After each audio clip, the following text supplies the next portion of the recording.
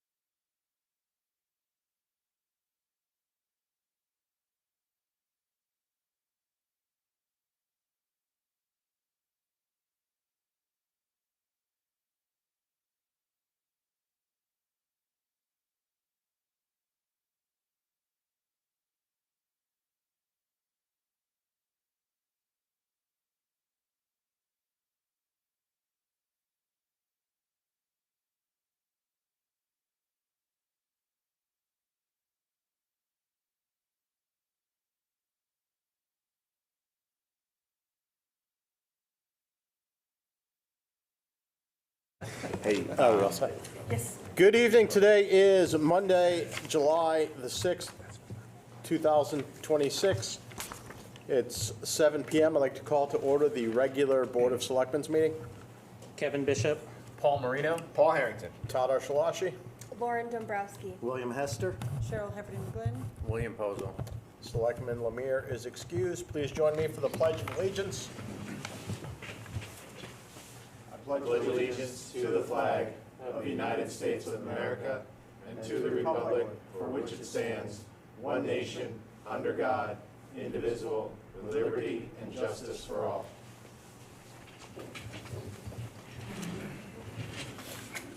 Item 3, agenda review. Does anyone have anything? I have nothing. Item 4, approval of the minutes of our regular meeting on June 15th, 2026. Make a motion to approve the minutes. Second. Thanks, Cheryl. Thank you, Bill. Any corrections, adjustments? Seeing none, all in favor? Unanimous, 6-0. Item 5, citizens' comments. The Board of Selectmen welcomes public comments. Speakers will be limited to 3 minutes and may speak once. Does anyone wish to speak? Just make sure you turn on the microphone so they can hear you.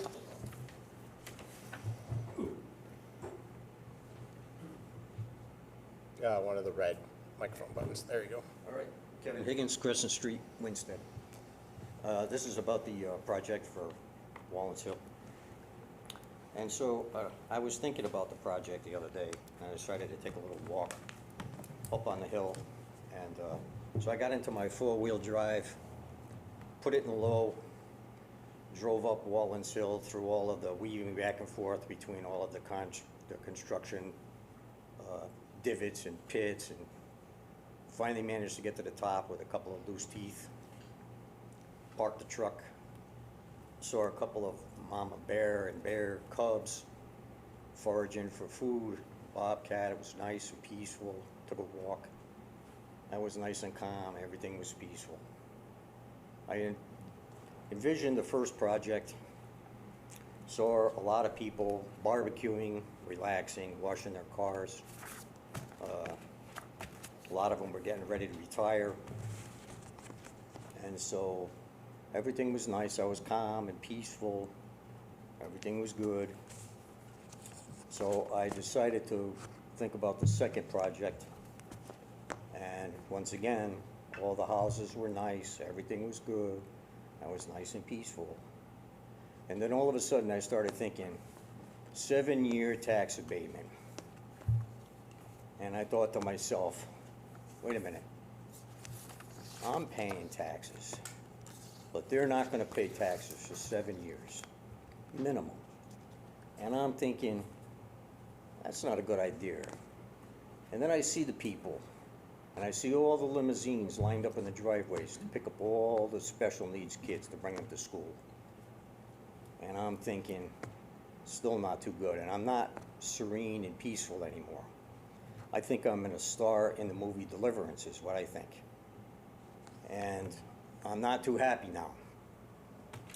So after I got done thinking about it, I said to myself, there's only one clear choice here. And hopefully you people will make the right decision. Because I don't want to be hated, hateful, angry, miserable, and looking for my own 7-year tax abatement along with all of my friends for the next couple of years, being in here every week asking for my tax abatement. I don't want that. I want to be nice, calm, and peaceful. So hopefully everything will go as planned. All of you people are wonderful. We elected a great group of people. We have a town manager that's fiscally responsible. He's got a good head on his shoulders. All of the select men and women are the same. You guys are great, and I hope you make the right decision. And that's all I have. Thank you. Anyone else wish to speak? Ken? Ken? Okay. No, my subject probably. My name is Keith Meyer. I just wanted to maybe bring up in discussion Airbnbs in the town. I actually sent a couple emails out. I can give you some copies here.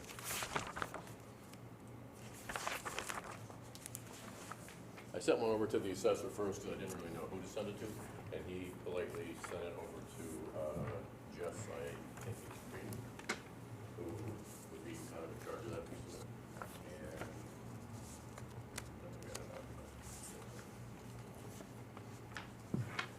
And it seems like Airbnbs are treated like any other rental, I guess.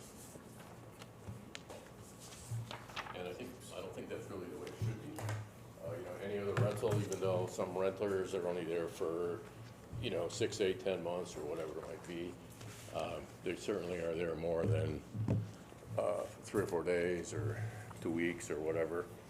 So I think it needs to be addressed differently than just a typical residential dwelling.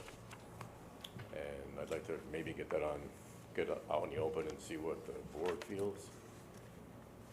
What do you think it should be? And just so you can help I don't clarify know. what you're thinking. What is Well, the I think issue there you should see, and be- what do you think it should be? I'm not sure what it actually should be, but I think there should be some kind of a limit on the amount of days that an Airbnb can be rented. Meaning, whether it be, some towns use 21 days in a 6-month period. I believe Hartford uses 100 days in a in 1 year. Bantam Lake, of course, that's a private community, but the piece of Bantam Lake, I think is Deer Island, only allows 1 week in 1 month. So you can rent it for 1 week per month. And then I think they just changed that to 1 week per 3 months. So they shortened it up considerably. So that's one thing I think that we should look at. And the number of guests, I think we should probably look at. I know that Highland Lake has gotten, there's a lot more Airbnbs. I know 6 new ones this year. I know one place that was bought, like I said in the email, for that, they raised it and then rebuilt it, and for the sole reason of Airbnb-ing it. So that means that the neighbors of that house are gonna have new people in there. You know, it could be every 2 or 3 days. And, you know, I used to rent houses a long time ago at the lake, my parents did. And when you get there, you wanna enjoy yourself, you wanna spend a week and have a good time, and that's great. But to have that happening every 2 or 3 or 4 days, or every other week, or whatever it might be, is gonna be, it's gonna change the climate at the lake. A lot of the long-term residents are not gonna wanna be there anymore. It may not affect the taxes, because whether I pay the taxes as a resident, or, somebody that buys one for an Airbnb still pays the taxes, but I think just the climate of the whole lake is gonna eventually change. It's gonna take time, but I think if we go back like 5 years, there probably were no Airbnbs, and I would venture to say now there's probably maybe at least a dozen, if not maybe 20, up at Highland Lake. So I just think it's something that we have to think about. Number of guests, how many days it can be rented, and maybe I think Simsbury has an ordinance that has a quiet hour for Airbnbs. I think it's 8 p.m. No, it's 9 p.m. to 8 a.m. because I don't know if I gave you, I think maybe on the back of that email, yeah, the last page, that's an advertisement for one of the Airbnbs up there. It's pretty standard, there's nothing really wrong with it. But if you get all the way down to the last check mark there, it says perfect for multifamily getaways, bachelorette parties, milestone birthdays, corporate retreats, and anyone who wants a full house escape from New York City or Boston. So that's what's being targeted, and I don't think anybody here would want to live next to a house that's being rented as a place for a bachelorette party or a bachelor party. So I think the longer we wait and just say, like Jeff said, well, it's being treated like any other rental, it's really not like any other rental. It's more like a hotel. I don't know if the town gets any, there's any fees or anything for anything like that, or we just don't treat it that way. The state of Connecticut doesn't allow us to tack on an additional tax. Hotels, car rentals, a lot of people travel throughout the country, and usually you'll end up leaving a hotel and you see this local tax. The state of Connecticut does not permit any type of a local tax on a rental or a hotel stay or a car rental. So is I Airbnb, disagree with it, but right. Is Airbnb different, or is that the same? I would think it would fall in the same category of a hotel. I can double check that, but I know the state does not allow an additional tax on top of the tax. Yeah, I think I read somewhere that I thought there was a 15% tax, but I don't know where that Local? was. But local, not in Winston, but somewhere. But on our zoning, permitted uses, there's several, and then there's special permits, and it shows Airbnb as a special permit, right? And why is that? You mean bed and breakfast, it shows as a special Yeah, permit. why do we have it that way? Yeah, I don't know why they did that as part of the regs, when they wrote the regs. I can't answer to that. So I guess maybe, why couldn't Airbnb be considered a bed and breakfast and need a special permit with regulations? as opposed to any other dwelling, as Jeff said. Bed and breakfast is closer to a hotel than renting your house to somebody for a period of time. That may be why they did that. Speculating. Could be.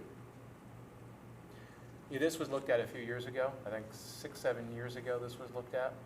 And one of the arguments made was prior to Airbnb and prior to the internet, people rented their cottages up there with an ad in the Hartford Courant for decades and decades and decades. I get that. Now it's just a different vehicle to advertise. Not really. And that's what the finding was there, and it's hard to tell people they can't rent the property that they own. Well, I think that it's going to become a bigger problem if we don't act on it, which it sounds like we're not going to. But you're gonna have a lot of, I think, a lot of lake residents calling the police department for, people that are, this one here with the bachelorette party really got my attention. What's gonna happen on something like that when, the neighbors? And I'm not saying it shouldn't be looked at, don't misunderstand me, I was just giving you a little feedback on what happened 6 or 7 years ago. I mean, I know it's actually an international problem, because in like Spain and Italy, they're dealing with the same kind of thing. So I'm just thinking if we get ahead of the curve, maybe we could make some sort of regulations to limit it. I don't know how hard that is, and I don't know how to do that.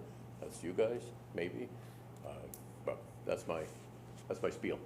So if I may offer up to the board, and I think the board heard everything, action definitely won't be tonight, it's not an agenda item, but when I offer up to the board, we can put it on a future agenda. And then there's different avenues. It either gets kicked into the regulations for planning and zoning, do we address it through an ordinance change, but is it, an item that we want to fully talk about at a Board of Selectmen meeting at a future date? Yeah, we should explore it. I think so too. So we'll get it on a future agenda. So I didn't want you to think that, it's just certain, I when know you it's a take action, process. when I you can understand talk, that. it's public input, so I didn't want you to leave not thinking that the board heard you. It's just what they could do at this given moment. Not much, because it's not on the agenda, but I can get them a bunch of stuff and we can put it on a future agenda. Fair enough. Okay, thank Definitely you. know about Thank you. the local tax. And I'm Yeah. definitely looking into this local tax, then that's for sure. Yeah, if I find it out. Yeah, get my emails on the website, but, yeah, the state, everyone's laughing at me, but, Thank you. yes. Candy?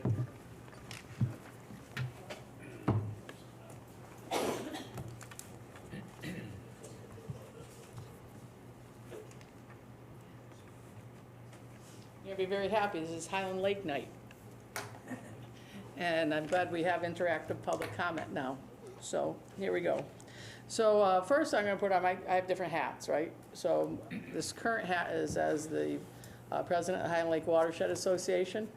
I just want you to know that on July 14th, I have talked to our town manager, Paul Harrington, about doing the herbicide treatment at Highland Lake. We have our plant survey came back. The plant survey showed overall great health and the plants at the lake. The cold weather and drawdown, but especially the cold weather, delayed plant growth in all lakes in the region, not just Highland Lake. But there is a large leaf pondweed that is surfacing at the moment, and that is what we would be asking the town to treat. We have a contract with All Habitat. They hold our permit. July 14th is next week. We've notified, along with Paul, the pertinent departments in town. There will be warning notices that have to go out. As soon as I get that, we will post it on Facebook as well. We know there's a concern about herbicide treatment, in general, but this is a judicious treatment, only where large leaf pondweed is.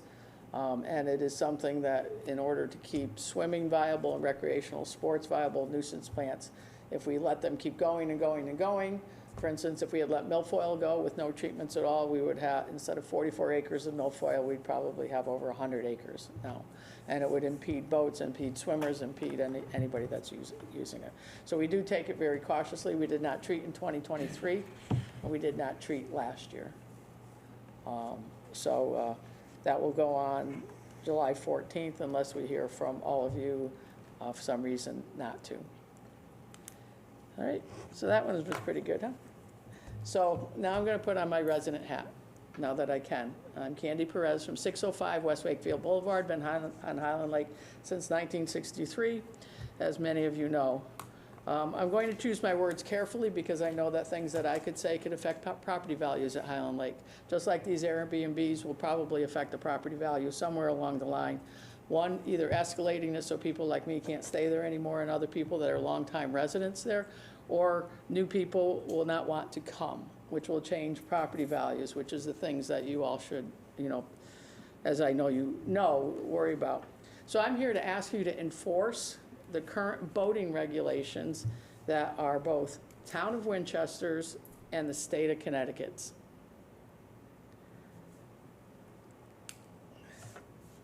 Our town's efforts are not adequate to control the boating at Highland Lake. As long as you keep failing to enforce this particular neighborhood that provides over 30% of your tax base and residential tax income will continue to experience the following: flooded walls, broken docks, buoys, and make the 5 o'clock quiet hours that many people enjoy mute. Boats are over 22 feet in length, and it's prevalent. And this is not fair to our walls. Waterfront properties are flooded constantly, mine included, which led to the problem that I had this weekend. Failure to enforce no buoys at the lake have only allowed more of them to pop up, which is a hazard because some people drive inside those buoys while the people that put the buoys out think that it's going to be more safe because nobody's going to come near their dock. And people that put them out understand that they put them out because they want to be safer at their dock because we're doing an inadequate job of enforcing things at the lake. I know Econ from Deep was out there this weekend, and that's nice. I know our Marine Patrol was out there for a little while this weekend, and that was nice. But it's not enough. We can enforce 22 feet length. We can enforce infractions from shore. We don't need to be on the water. The boats either have to get out through the boat launch or they have to land at somebody's dock, and they can be greeted.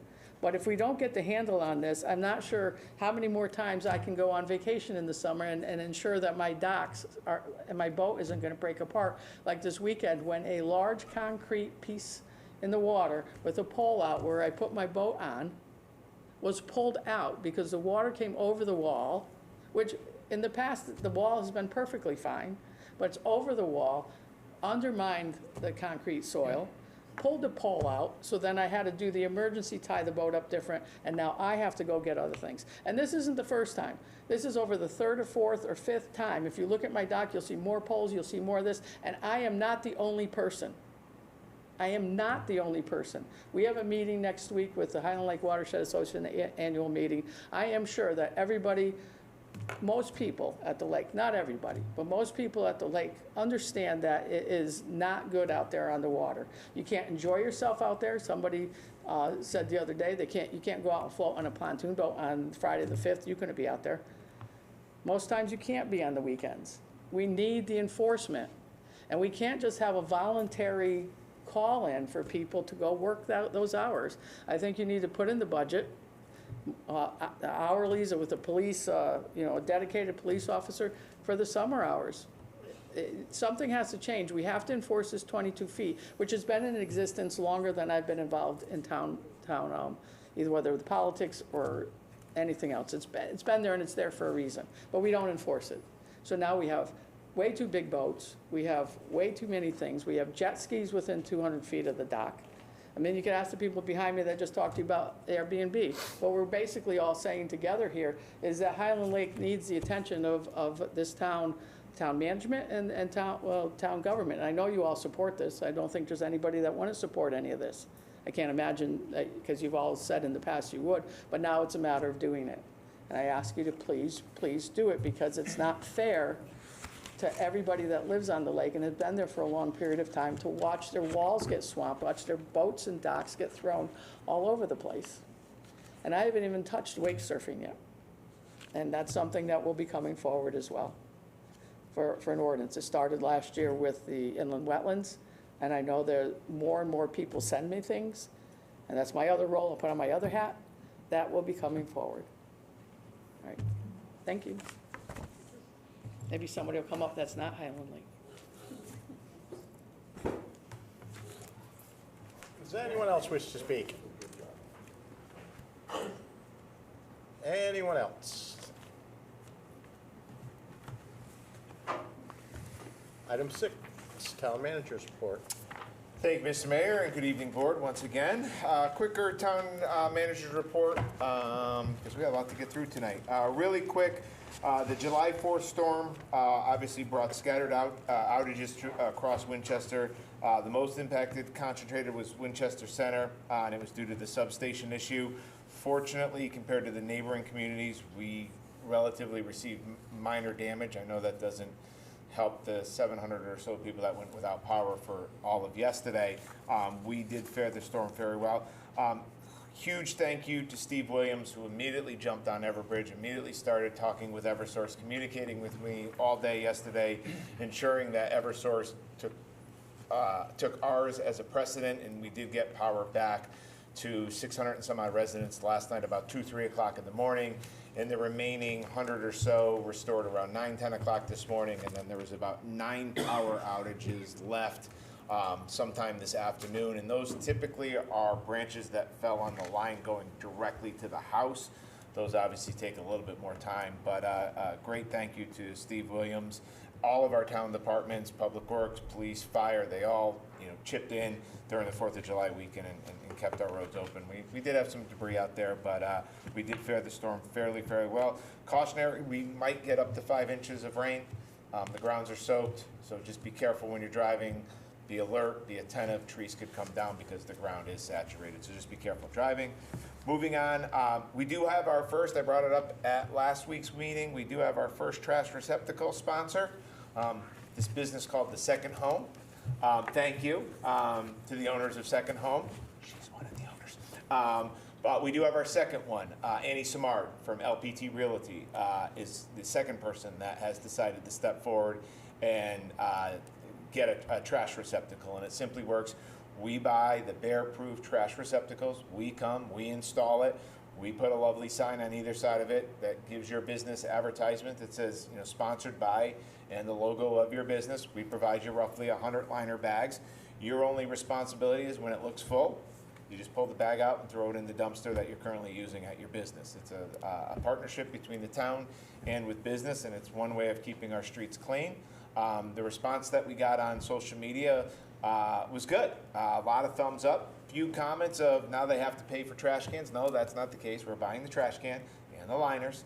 And if you run out of the 100, probably call me. We have plenty. But it's a great partnership. These business owners care deeply about our Main Street, and now they're showing it by adopting a trash can and cleaning up the trash along with government to do it. So thank you, Second Home. Thank you, Annie Samard, and any other business. If you're looking to get one of those trash receptacles, please contact my office. We'll get it out immediately. Moving on, Winstead Playground Association. This is later on the agenda. They have stepped forward graciously and are giving the town a $39,000 check for a pavilion for Raleigh Street Recreation Complex. I think in your packet you see what this gazebo looks like. Wow, game changer. Metal roof. I can see the kids, I can see families having picnic lunches under this thing, weather, all of that, shade, and that'll be talked about later, but Winstead Playground Association, I want to say thank you for that. Speed camera update, final steps. DOT permits are being pulled.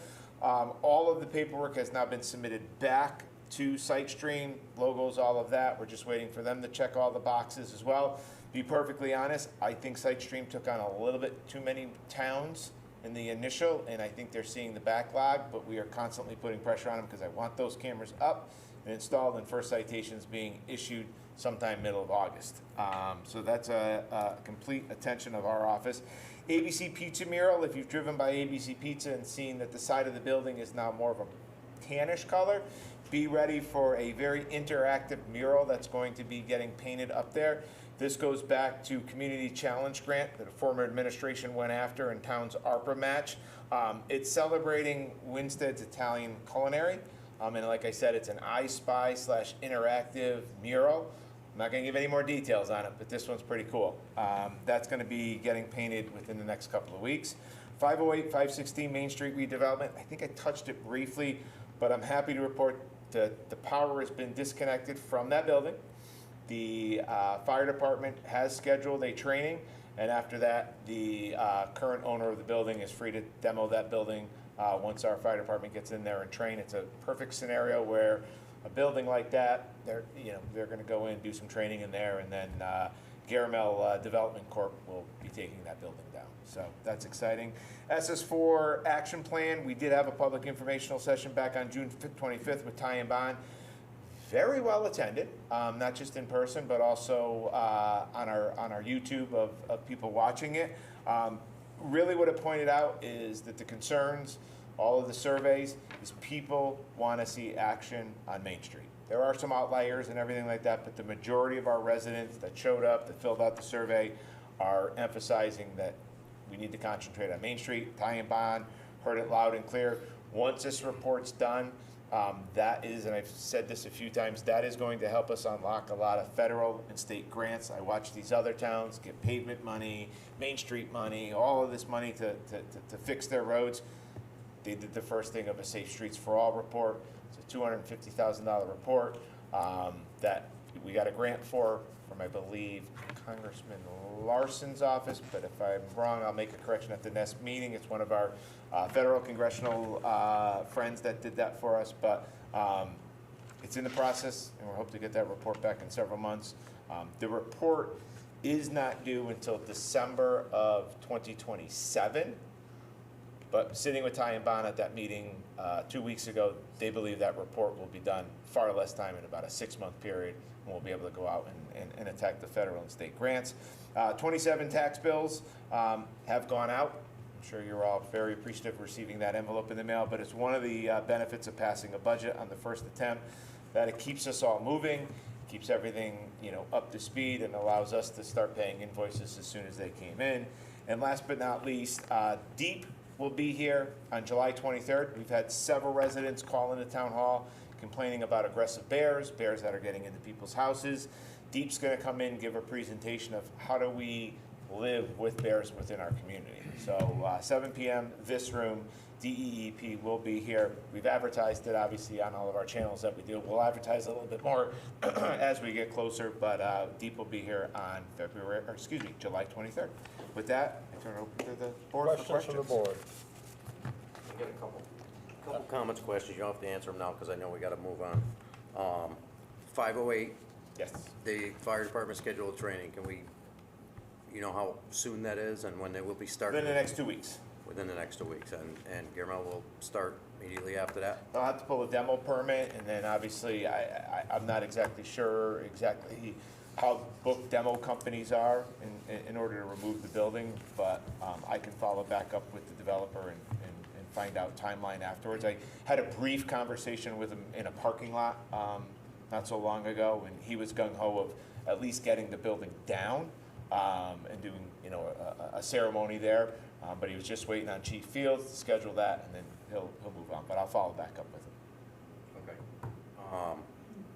Pavilion down the park. Yes. Are we gonna see if the PD will patrol that area a little more when that goes up? Because we've had a lot of problems down at the park in the past with destroying the skating rink. They've destroyed the bleachers, the scoreboard, kicked in the utility shed door. So beautiful project, but it'd be nice to keep a little lighting and eyes on it. I will definitely put that on the police radar, and I'm sure you saw that is a gorgeous pavilion. Oh yeah, it's beautiful. That the town's getting. So I, along with everybody, would hate to see anything happen to that, Yeah. for sure. Last but not least, the 4th mural going up. Is there anything in the ordinances, town charters or whatnot? Can anybody come in and paint a mural anywhere they want, anytime they want? Is there a limit to them? If I put some friends together, can I come in and if I get a building owner that asks me to paint it, can I? Per our ordinances right now, it's a First Amendment right. Our ordinance doesn't restrict what people can do to their building. Similar to a house, if somebody wants to paint it pink, purple, people do have that First Amendment right to do as they wish to their building. Selectman Bishop? Oh, I was just gonna ask, who's the artist for that mural, do we know? It is the same artist that did the one over by the golf shop. Off the top of my head, I don't have her name, but I will get her their name and give her the praise. I was gonna wait until after it was up, but it's the same individual that painted our other mural. And I'll tell you, she is very booked. Other towns are grabbing onto these mural ideas, and she's booked. It wasn't easy to schedule her in, and she'll be doing that mural as well. Wait till you see this one. I don't want to. This is one secret I'm keeping. Don't FOI me, please. So I just want to jump on the Safe Streets thing. This weekend, trying to cross Main Street to go to the deli, Northway, 6, 7, 8 cars, both directions. I'm standing there in thing, wearing the bright colors, so it's visible, daylight, and I'm going, crosswalk, crosswalk, crosswalk. Just kept going, and that's outrageous. That's outrageous. I mean, bright sunny day, no reason they couldn't see. They clearly could see because I saw them look at me, and they just kept going. So when we start working on this, we need to figure out a way to get people to know what the law is, or maybe charge them. You know, have a cop down there on a busy day, stopping them. Something's got to happen because it's dangerous. I mean, this wasn't where I was coming out between cars. I was right there in the stop, and I was stunned with how bad. I've always had it happen 1 or 2, but this was one after the other after the other, and it was outrageous. And they're going fast too. So let's do this, if the board is okay with this. Cheryl, excuse me, Selectwoman Heffernan McLean, stated it really good. Why don't we put out a little reminder about what the law is? A lot of people don't understand that if there's somebody standing at the crosswalk, you need to stop. So why don't we put out that? I also want to continue to engage DOT. I know they're closing out their fiscal, and they've been pretty hard to get a hold of, but it's not from a lack of trying, but we're going to turn up the pressure on them as well, and then also sharing the comments back to tie-in bond for Safe Streets for All. We need to do something. I actually saw something pretty neat in a town, I forgot which town I was in this weekend, where a lot of people talked about the light-up crosswalks. And that's big dollars because you're bringing electricity underneath the road, you're cutting the road, all of that. The new way they're doing it, the DOT, because it was on a main street, and it was oh, I know which town it was. It was the town I live in, actually. Ding, ding, ding. Sorry, I have kids. It's been a long weekend. But they actually have the lights flashing on the crosswalk sign. Yeah. Not in the road. And I saw it, and those lights were bright, and it alerted people that, and maybe that, instead of putting them in the road, which ultimately is the best, but when you're looking at costs of everything, and if the town has to, bear the cost, maybe it's better to put it in the crosswalk sign, and it's flashing that somebody's in that crosswalk. But there's a few things we can do to that. I was out of town and visiting another town, and literally when you got up to the crosswalk, there was, on both sides, was the cross sign, and these yellow LED lights were so bright, Yep. you had no choice but to stop and go, what the heck is going on? Because it was like you'd never drive through it at speed. So you need something that's in people's face, essentially. My question is, this is a state road. Why can't the state pay for things like this? It's their crosswalks. There should be some funding for that. I do not disagree. Okay. I know what I need to do. Yeah, Kevin had the question. Kevin already had this question. Also, perhaps on behalf of the board, could you gently remind Chief Ciucci that the board would like something done with traffic behavior all throughout town? Speeding, crosswalks? Yes. I'll also comment that it wasn't just before the holiday weekend that I did talk about the chief and the Marine Patrol Sergeant about stepping up patrols on the lake. I will leave those comments quiet right now, but they know the direction from my office, obviously from this board, not just our road traffic, but our boat traffic as well. It needs to get fixed. There's a half keg floating in Highland Lake. And used You said as a, keg? As a, yes, keg, beer keg, used as a buoy in front of someone's property. That's been there for a few years. There's no reason that that can't be I mean, that's obviously not a legal buoy. And it's very trashy Well, looking. beer cans were used for years up there, actually. That's what they used, but. Do you know what bay? Just, Third bay. I believe. Third bay? I believe it's third bay. because that's just, I'm sorry, and it's been there for years. This is the first I've heard of it, but that's just gotta go. Yeah. Sorry. Buoys are popping up all over the place, and I actually had a quick conversation with Jeff about buoys. And so there are two types. There are mooring buoys, which the town can permit, and then there are markers. If you wanted to mark a swimming area or mark a rock or a hazard, that is actually permitted by the DEP, not us. Now, all these things popping up, we don't know if there's permits for them. Likely they're not. And apparently we have the right to pluck them out of the water. So I think we're trying to get there was a GIS, Paul, that Jeff was able to pull up that showed a list of markers that had been put out. I don't know how old it was, but he was going to try to do some further research and see if we could find out how many of these have suddenly, and in the last few years, it's really gone crazy up there. You know I'm a doer. Maybe the town manager needs a boat and he'll go out. I'm kidding. And pull the buoys. Right after we enter the helicopter. Yeah, right after the helicopter. Have Exactly. one sitting up there if you need it. We do, we do. Any other questions for the town manager? All right, moving on to item 7, correspondence, the Economic Development Commission letter of support. So this, I thought it's important, I wanted to make it part of the public record as well, that EDC, and they are here tonight, that they did look at the two proposals, or excuse me, 3 proposals at the time. They did weigh in. I'm not gonna, it's a short letter, but EDC Commission weighed in, and the Garaville development, they feel is the one that is the most attractive and appropriate for the long-term goals of the town for the town. It is available in our Board of Selectmen packet if you want to take a look at it, but I did want to include that in correspondence since it was officially addressed to the mayor, and I know the board was copied on it, so I did want to put it a part of the public record. Item 8, boards and commissions, Selectman. Kevin? All right, tonight we have one reappointment for Virginia Schultz-Charette to the Soldiers Monument Commission, Democrat member with a term ending June of 2030. I'll make a motion to reappoint Virginia to the Soldiers Monument Commission. Second. Okay, we have a motion, we have a second, discussion. All in favor? 6-0, unanimous. All right, and we have 2 resignations. We want to thank Janet Perry for serving on the Planning and Zoning Committee as an alternate. We want to thank Hamish Lutris for serving on the Historic Commission as a member. We have no new nominations or appointments. Thanking Janet and Hamish for their service to the community. That's all. We have no unfinished business. Item 10, Economic Development Commission updates. Chairman Carter, Member Patrici, Dressel,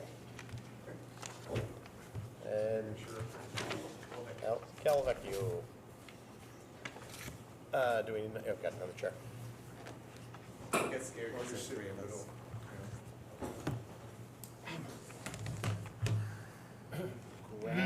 Grab that HDMI, the one I've wrapped around. That'll give you access to all 3. Nope. You're it's on. already on.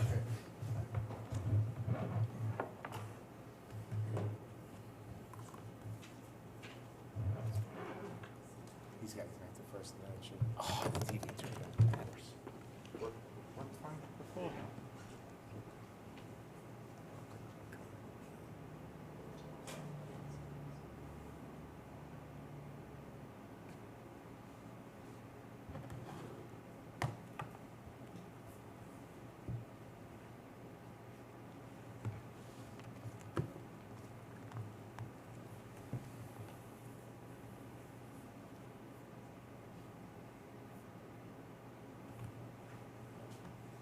Good to go.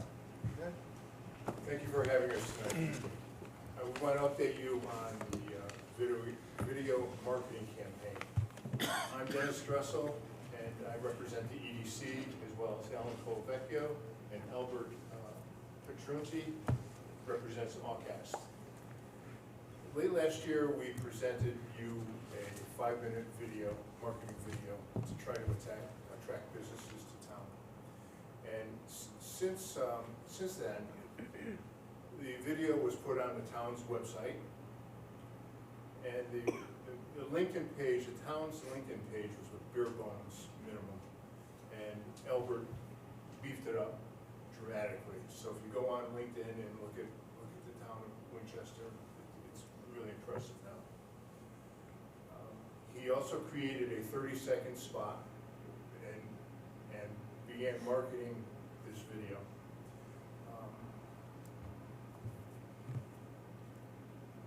And over the weekend, I was scrolling through Facebook, and there's a group called Winstead Neighbors Helping Neighbors. And I quote, the comment was, the quote, "I'm sure all Winstead residents have seen or our local commercial featuring the various benefits to our town. What, pray tell, is an EDC?" So that's good news and bad news. Good news is that the message is getting out there, but we need to work on better identifying the Economic Development Commission. And with that, I'll turn it over to Albert. Sure. So I have you all seen the commercial that's currently running? You want to? Should I play think it you now? should play it. Okay, I'll Is this play the it. 30-second version? 30-second version. Yeah, let's see So, it. I'll give it a run, and then we'll just give you a quick update on how it's doing and where it's running. Every great business starts with a where. Where will you grow? Where will you find your community? In the town of Winchester, city of Winstead, we've built an ecosystem where business ready means more than just a vacant space. It means a partnership with a town and an EDC that moves at the speed of your ambition. We're removing barriers so you can break ground. The town of Winchester, city of Winstead, is here and ready to serve you. Winstead is open for business. Come see why your next chapter belongs here. So that's the ad that's currently running. We've been working with, being in this business, I'd say a fairly small budget, but it's been, I think, pretty effective. And that's what Dennis asked me to share with you tonight. So these are the stats so far. So we've run 2 campaigns thus far. One's actually wrapping up today. We let it run through today. And we're running on connected TV. So we're running this ad through a lot of streaming platforms. You can see, I won't get deep into it now, but you can see on the right column, bottom right, some of the networks that it's on. It's on, at least about 70 or so streaming platforms: Hulu, Pluto, Philo, etc., and as well as some of the local news networks and so on and so forth. The other thing that's relevant here, we've played around with some of the different towns it's running in, obviously outside of Winstead, but including Winstead. So we've got a pretty good rundown here of the towns, and there's more to the list, but these are really the most prominent areas that we're playing the most on and have. And overall with this campaign, we've played the ad about 202,000 times, probably a little more as of the end of the day today. And we've reached, as you can see, well over 18,500 households within these communities. We've spent $2,500 so far, which for this type of reach is very, very, very, very good. And if you look at that, you see we've hit households at least 11 times. And the cost per thousand, which typically would be $20, $22, $23, would be considered okay. We're at about $11, costing us about 11 cents per unique household. So that's the highlights. I could dig deeper if you'd like. Top cities reached? Yep. We are reaching more than just those cities, or is that primarily where you're reaching? Those are top, but if you look below, you'll see some of the others. We have a full list. So we Small print up there. Yeah, I was wondering about specifically Waterbury and Hartford. You think about Waterbury for a business that's in there with the particularly high property taxes in Waterbury, and maybe motivation to look to relocate right up Route 8, nice and easy. And, I mean, that might be a area that's motivated to look at relocating, and similarly in Hartford. Yeah, and so to that point, that's a great point. We're not done running the campaign, so we're gonna do another run with we have some additional funds in there to use. We are targeting the communities where a lot of business owners typically live. So we're hitting some of the communities, like say in Avon, for example. We ran pretty heavy Avon, Simsbury area. We sprawled out down into Fairfield, just testing for a little bit here and there. So that's really been the strategy. Yeah, it makes sense where they live rather than where the Right, businesses where are. a director or a CEO would live, for example, or Understood, a small yep. business owner. Yeah. So. I can tell you personally, unbeknownst to me, that we did a 30-second ad. I knew it was coming. I didn't know I was going to be in it. And there are places I go, and like, hey, I saw you on TV. And I started getting people telling me, like, I'm walking into places throughout Connecticut, and they're like, I saw you on TV. I'm like, okay, I don't remember being on TV, and usually I do. These ads are hitting businesses, as I'm frequenting businesses throughout Connecticut. I'm hearing from the actual people that are working in the business that they say, and we're going on like not 12 o'clock, we're going on when like Law and Order is on. We're going on the popular shows, not the, I don't know, the shows that nobody watches, but I can tell you that the demographic that we're hitting, the shows that it's hitting on, it's having tremendous views, because where I go, people are saying, I saw you on TV. Now I'm, okay, now I know what's happening, but when I first got hit with that, I'm like, wait, I haven't done anything on TV. So from the town manager's office, kudos. I still remember the day that you probably wish we could go back in time, that I walked into your shop and got completely like enamored by all the stuff you had going on. And next thing you know, Albert's doing a drone show. He's now involved in EDC, but tremendous work. We did over 200,000 ads for $2,500. It's huge. That's huge. You can't do that on Facebook. You can't. No, this isn't once again. And I think the message I leave you with here is, this is really a branding campaign for the city, right? It's we're not selling anything hard right here. We're just saying Winchester, City of Winston is a great place. It's a good place to look at and be considered. And I think for this type of spend and where we're at and the reach we've been getting with it, I think it's exceptionally successful. I'm very confident with that. That said, I think it's a good baseline to look forward at some deeper opportunity here, when we have a little more specific message.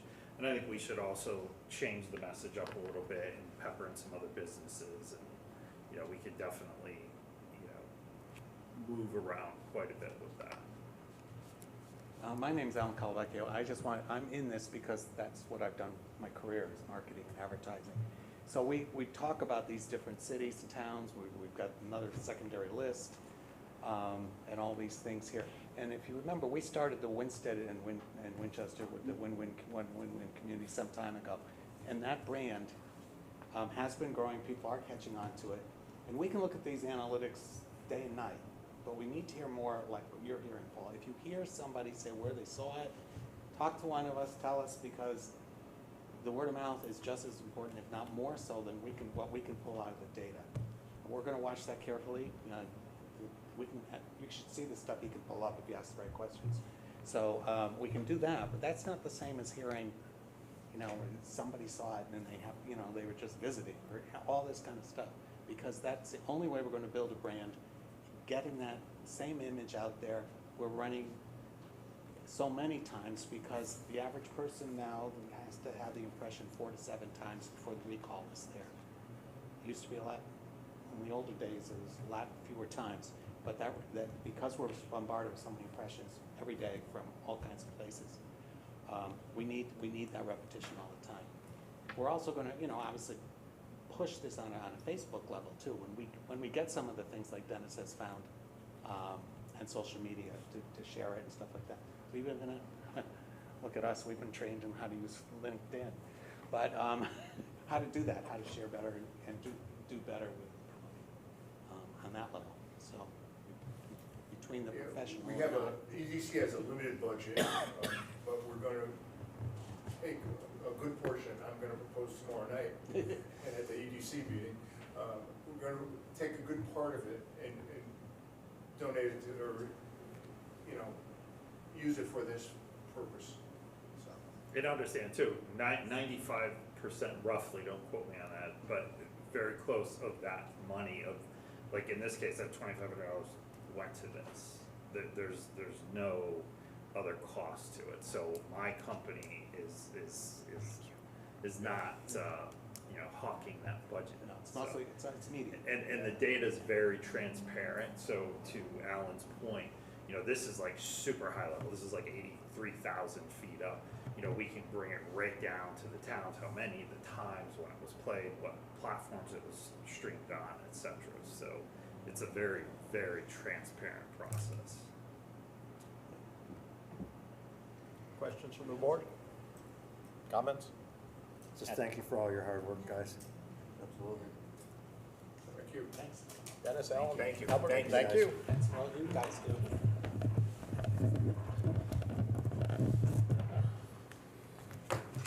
Item B, presentation on the lead service line project. Director of Public Works Rollins, engineer Mark Clark, who doesn't look like he's here. Is Bart coming, Jim?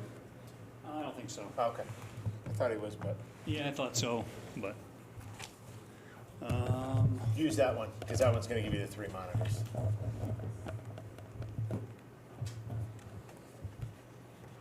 Oh, you turned the mic off.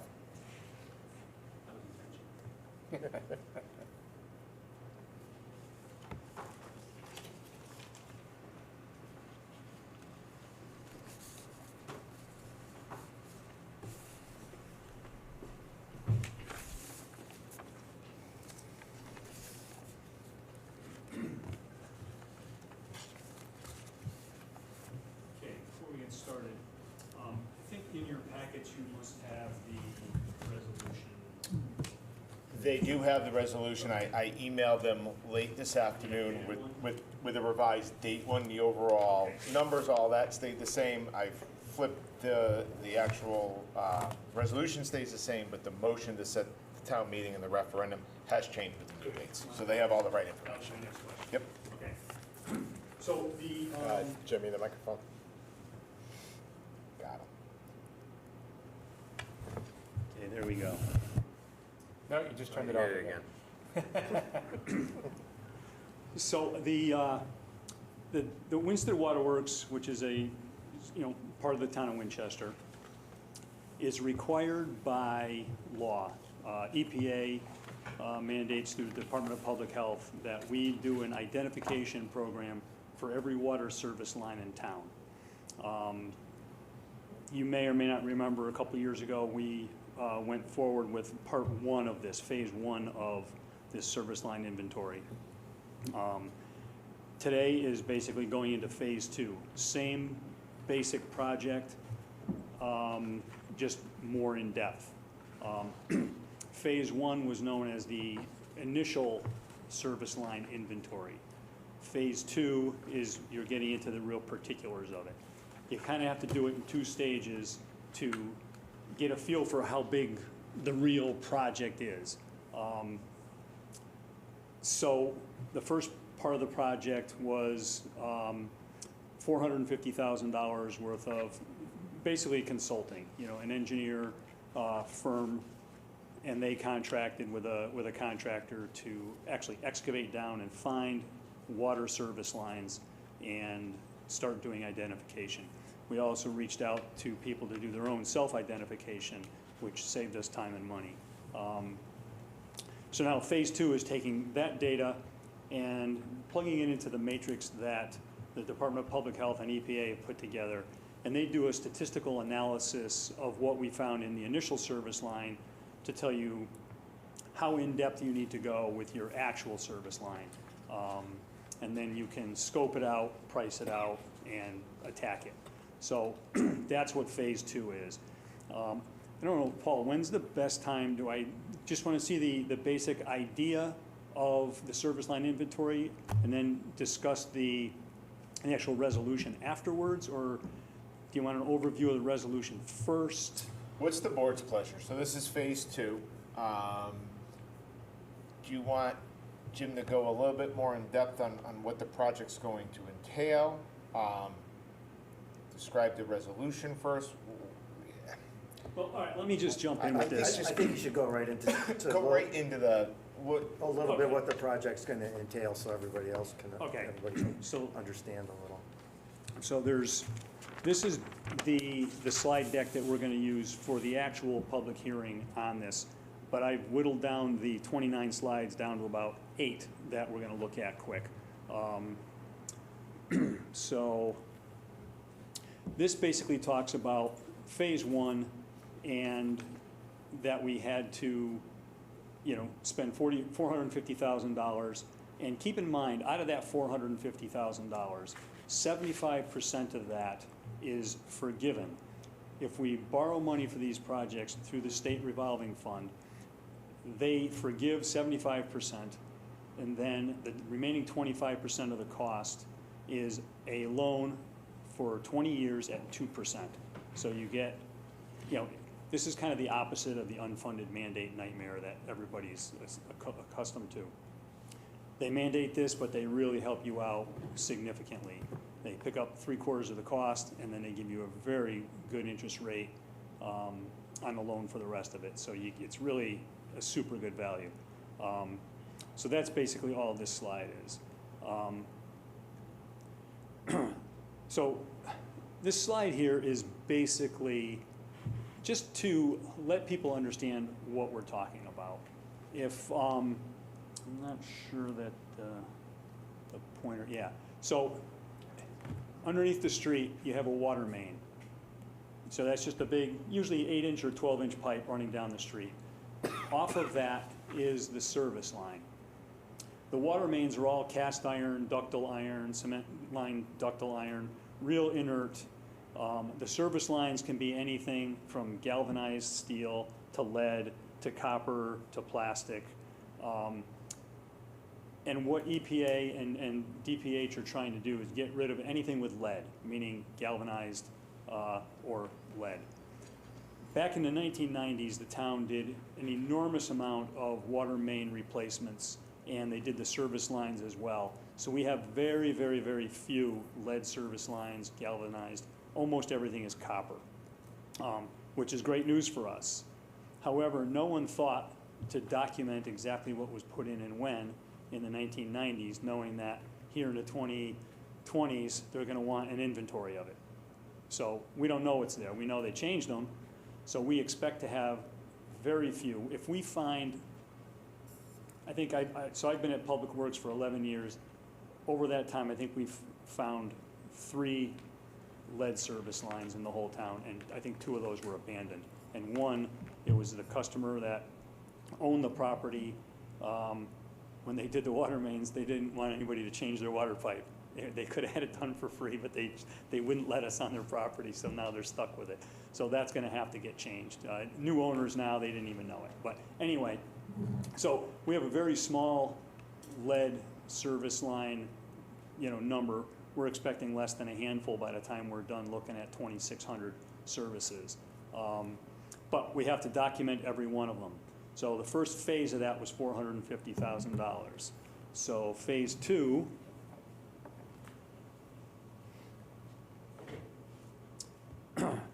this gets into the kind of statistical analysis that EPA requires.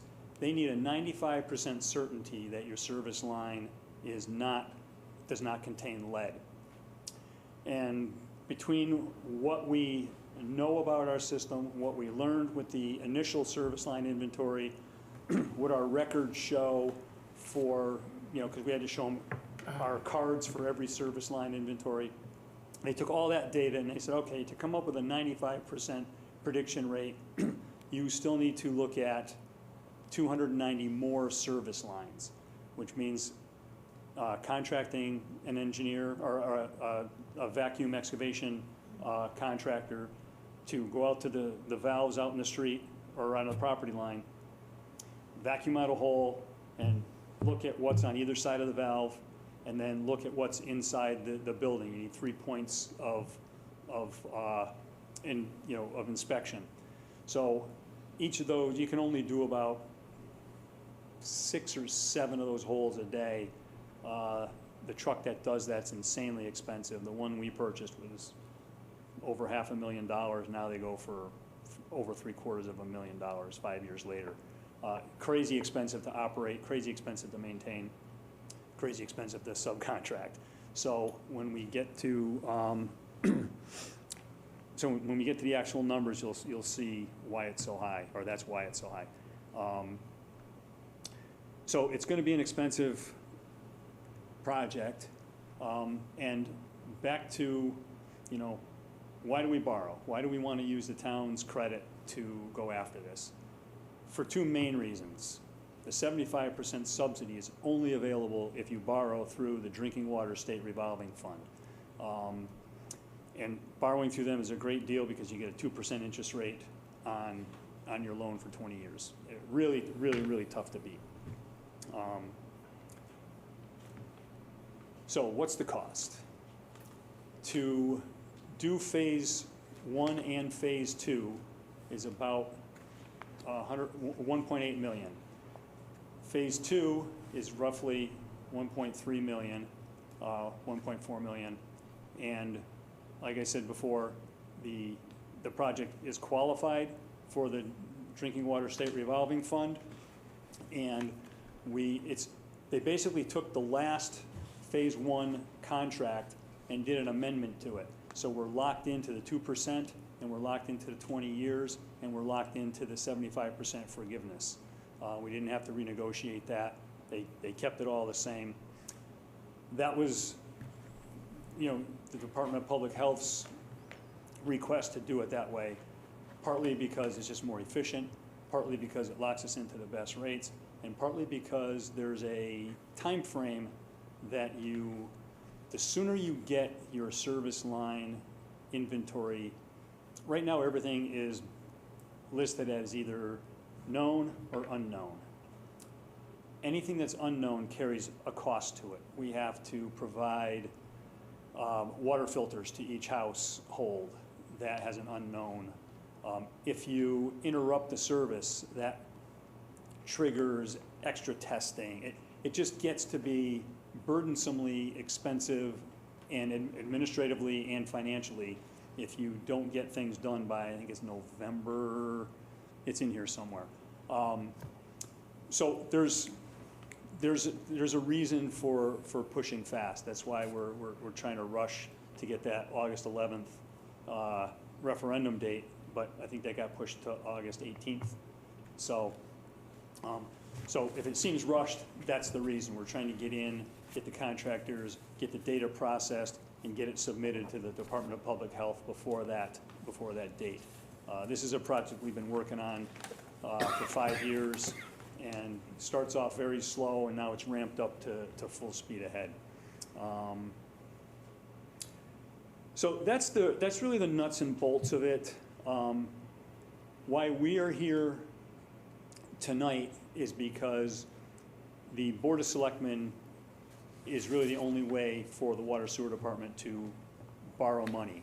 You know, the language is written down in the motion form, but we need the Board of Selectmen to allow us to tap into the full faith and credit of the town's credit rating and borrow through the town, because we are a town organization. And other than that, we'd be going right just through the Water and Sewer Commission. So kind of the obvious question is, okay, if I'm on the Water and Sewer Department, or if you're on the Water and Sewer and you're paying rates, okay, I got to pay it back. So yeah, I can see why the Water and Sewer Department would be doing this, but why does the town care? Let's say I own a house and I live and I just have my own well. You know, why should I be concerned about this? Because I'm not paying it back. The whole reason is because the town is the one that is backing the loan. You know, we pay the town back and they pay the loan off. It's just the way it works. This is what our 4th drinking water revolving fund. We did lead service line part 1. We did the water mains and case. We did the 2 water tanks, and then I think there was another one in there somewhere. So we're used to using this system because it's a very efficient way of borrowing. Not all projects have the 75% forgiveness, Some of them are around 50%. I think the 2 water tanks were 47% in that neighborhood. But it's really a very cost-effective way of, conducting business. Jim, can I pause you right there? And Sure. You said it quickly, but I just want to reiterate that the state of Connecticut does like the full strength of the town going out and borrowing the money. Whatever we go out and borrow and end up having to pay back at the 2% does not affect the town's operating budget at all. What we will do is we will put in it'll hang out, if you look at a rod, it'll hang out as debt that is owed by the town. But we will have a revenue line item within our budget that we are going to bill the Water and Sewer Commission for the amount of the loan. Although the debt hangs out over on the town side, the town does not pay it. We actually have a revenue line item and then an expense line item for the money that comes in from water and sewer to pay the actual debt that we're going out and borrowing for water and sewer. Good So I want point. to make that very important and known that, yes, the town goes out and borrow it, but the, $40-some-odd million budget that was just passed, you're going to see a revenue and an expense item. The revenue item is going to come in from water and sewer, and the expense side of the debt service will show up, but it's going to be offset by the Water and Sewer Commission. And the good news with water and sewer is that our finance director does run their books, so we'll just take the money if they don't pay us anyway. So don't worry about that. We have a way of getting our money. Yeah, and when we prepare our water sewer budget, we have, in our administration line, we have a debt column, which is exceedingly low for a system our size. So we're at the point where it's time to take on some good debt, and, it's good debt because it's required by state and federal law, but it's also an important thing to be sure your water system is not putting lead, into anybody's homes. So that's basically the end of it, just a thank you. And when we do the public information meeting, we'll go through these slides, we'll update a few of them, and give people a little better understanding of the whole project and what it means to them. But, for tonight's purposes, it's really just about, the Water and Sewer Commission is requesting that you guys will authorize, going to referendum to, and there is a motion in there I think someone has to read. So, and I think that is actually the item C in the agenda. Yeah, we have two things that we would need to address, but first I do want to, sorry, Mr. Mayor, but turn it over to Jim if anyone has any questions on the overall project, and then we can possibly start looking at the resolutions in motion. Jim, you said the inspections have to be done by this November? Yep. We gonna make that deadline? We should. Fortunately, we can use the same contractors. They've gone out to bid. The engineering firm, DWSRF said, yep, everything was legit. Just roll it over into phase 2. As far as I know, everything is full speed ahead. We should get a little bit better pricing because it's a bigger job this time.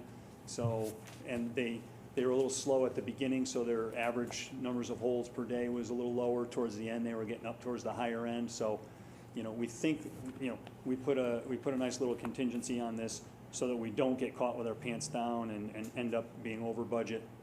So, having done phase 1 really set us up, I think, for success on phase 2.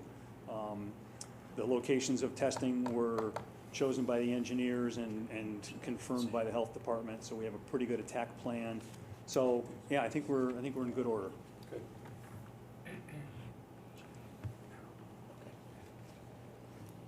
Other questions? All right, thank you, Jim. He's not going anywhere. Yep, by the way. Anyone else? So on the agenda for C and D, the mayor was asking me, the first one is 26-04. So that is the 4th resolution that the board will make in the 26th year. So he was asking, should it be 2640? No, one's a resolution, one's an action step. So 26-04 is the resolution that was correct in your original packet.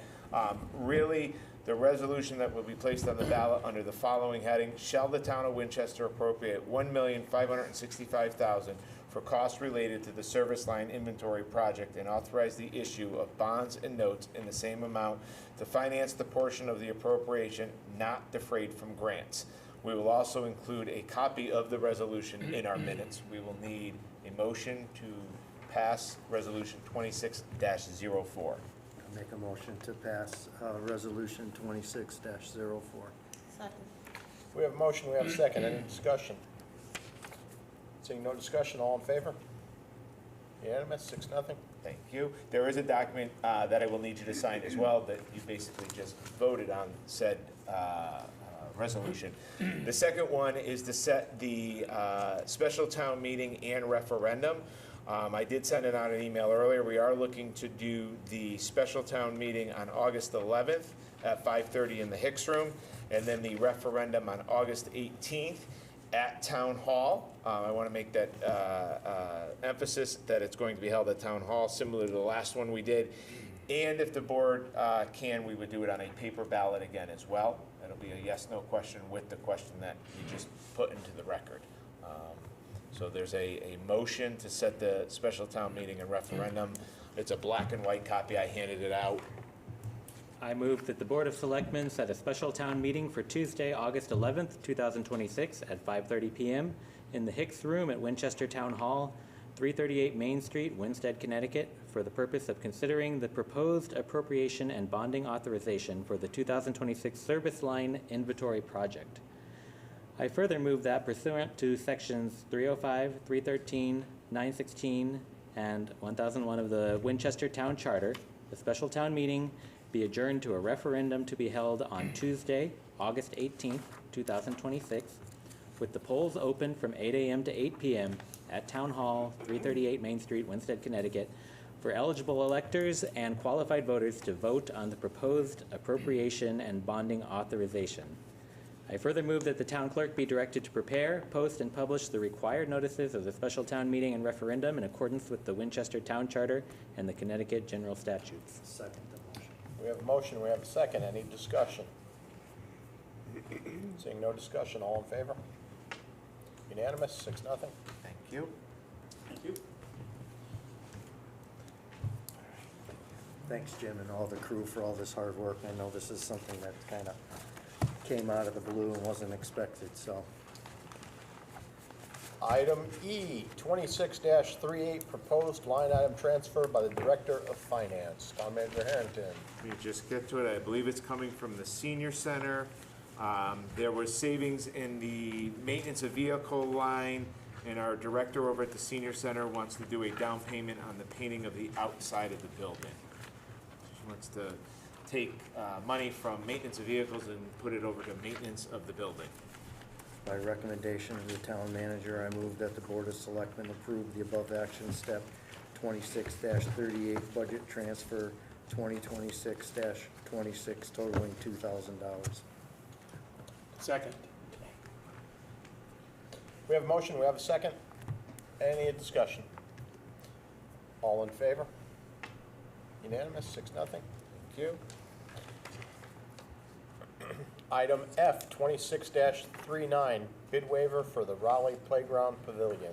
This goes back to what I had mentioned in the town manager's report earlier in the night. Winsted Playground Association has graciously given us $39,000 when they went out and started looking at this particular pavilion. They've gotten a price from Northeast Shed Builders, and they would like to have a bid waiver to, we would like to have a bid waiver to just go out and put a PO right out to Northeast Shed Builders for that particular shed, or pavilion, excuse me.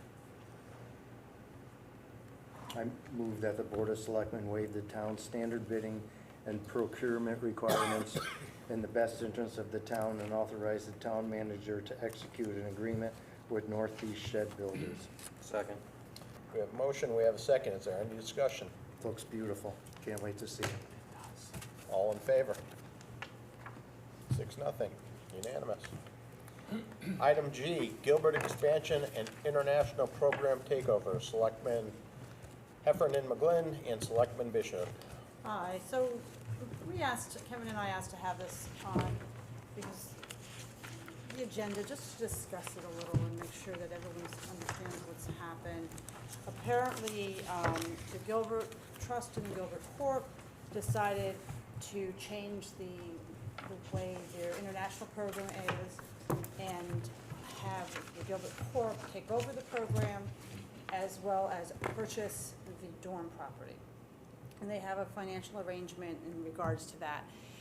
They also chose to take advantage of the change in the law recently, in the last few years, to add more members from the trust to the Gilbert Court Board, being, used to be under the law, you had equal members of the board from WPS appointments and Gilbert Trust appointments, with the chairperson being decider, and always from the trust. So it was always a 4-5 split.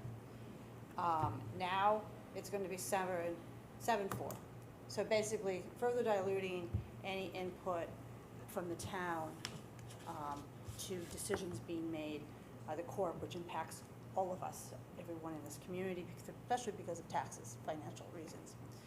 This was concerning, not just because they did it, it was concerning because how they did it. There was no communication with Town Manager Harrington. He even tried to reach out when we found out this was going on.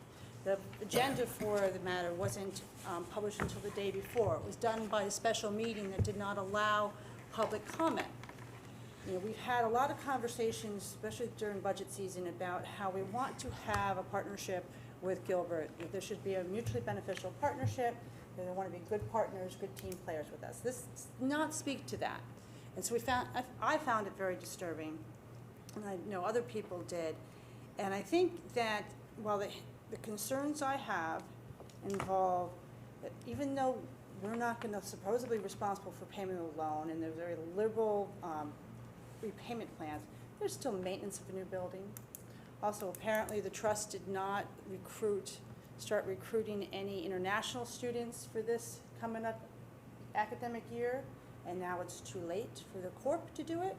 So that's likely going to result in less international students, which is likely going to result in more higher tuition for us, because they're not going to let go of their teachers. They're going to try and keep everyone on board despite class sizes. So that is very frustrating. It was also concerning that I learned that there are private citizens that learned of this happening before the town manager did, before the superintendent of our schools knew. That efforts were made to communicate with members of our Board of Education who are on the board for Gilbert, and they didn't return phone calls or respond to emails about this, asking, like, what's happening? Can we put this off? What was the rush towards it? This is very disturbing, and it concerns all of us. Things need to change in that regard.